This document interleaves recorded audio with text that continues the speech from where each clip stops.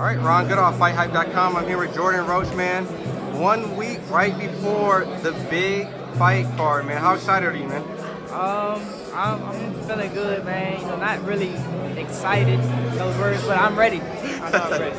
I love it, man. Your demeanor always is very calm, almost just like, it doesn't matter if it's a big stage, you know, someone's sparring session, backyard. As long as you're ready, you're prepared to win, right? And that's just kind of your mentality. So, how did you get to this point? Was it just the confidence through all the amateur fights? Like, most fighters do get nervous. I get nervous before a fight, but like, it's the amateur pedigree. I've been doing this since I was 7 years old. It was nothing new. You know, with this fight, you're coming off a sensational knockout. I mean, I know that you were very hard on yourself because you had a great performance, but didn't get the knockout. But the last one, I mean, you got him out so quick. Just going into this fight, do you feel like you're gonna have to compete with yourself from that last, or just what about it?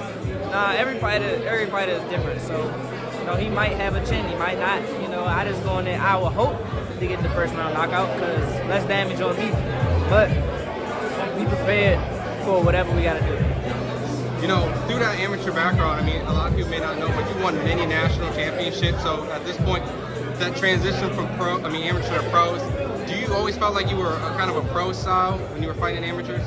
Yeah, that's what we train for. We've always trained to be professionals. We never trained to be amateur fighters. You know, when I was talking to Coach D, your strength and conditioning coach, he said you're really strong, man. Like to the point where, I mean, do you compete with your brother on my strength? I mean, or are you just... I mean, nah, he way more than me, but as far as pound for pound, like, it's clear that I'm the strongest pound for pound. Elaborate on that analogy, because he said the pound for pound, like... Yeah, I mean, like, if I was 140, I'd be stronger than him. Like, for my weight, I am stronger than everybody else in the gym. Do you feel like that's something you had to work hard for, or is it genetically, like, God-gifted that you were able to be that strong? Nah, it's about hard work. You know, I've been with Coach D since I was a kid.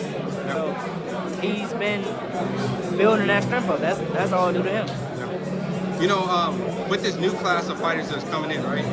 It's clear as day that some of the fighters they're slowly going up, like Crawford and Spence. Those guys are going to enjoy themselves. And then the new crop that's kind of been around, like Devin and Shakur and like your brother. But the next generation, right? I mean, we just saw one, Abdullah Mason, just get a title. That's your class, essentially. You even fought him in amateur. So, I mean, just when you see your generation, do you see that generation being really exciting and competitive amongst each other?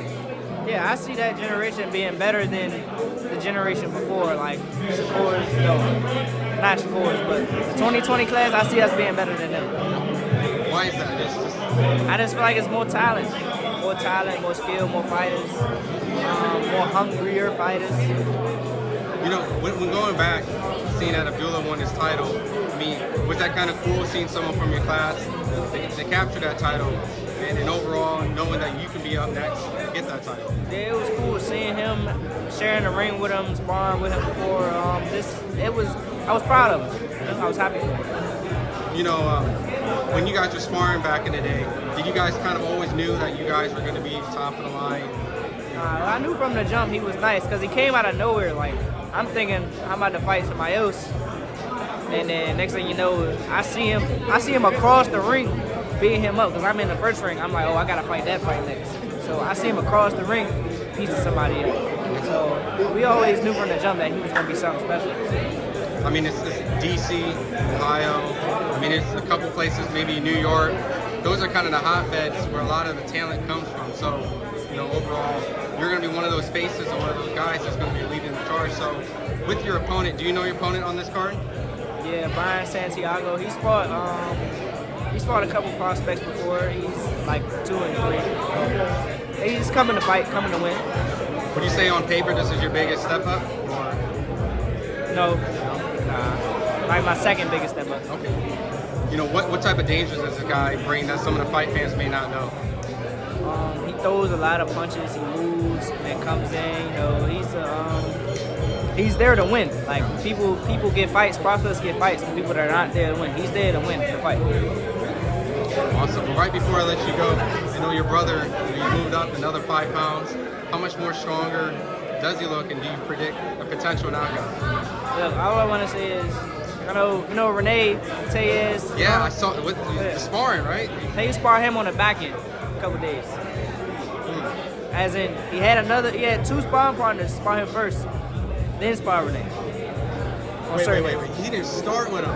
He fought him at the end after. A lot of days he did start with him. I'm saying certain days that he put him on the back. And that's the same guy that dropped Kid Austin. That's the guy that just beat Short Dog. That's the guy that He's a dog. I rock with him. He's a dog. But he was on the back for a couple days, and then to be able to go on the back with somebody like him is you picking up what I'm putting in. Yeah. That's all I'm saying. He's not saying put some money on it, but if you want to put some money, it might not be a bad idea. Well, awesome. Well, I think a parlay with you two and your stablemate Ben Johnson's not a terrible idea. I think you guys can make a lot of money. So at that, what do you want to tell the fight fans before I let you go? Just tune in early because we're gonna be earlier. We're gonna be before Frank Bond and all that. So just catch us early, me and Ben, and then catch Lamont. They ain't fighting for a belt, but just act like it's a belt. 2 division world champion.